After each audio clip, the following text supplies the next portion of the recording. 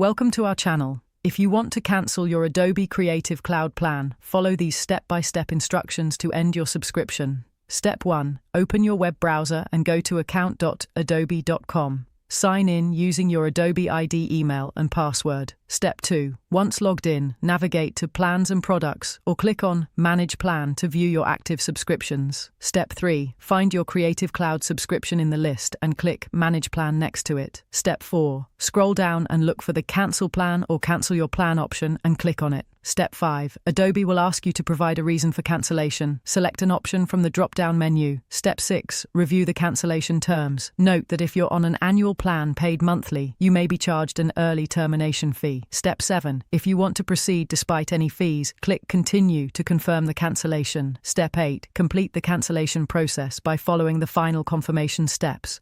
You'll receive an email from Adobe confirming your plan has been cancelled. Your access continues until the end of your current billing period. Don't forget to like this video and subscribe to our channel.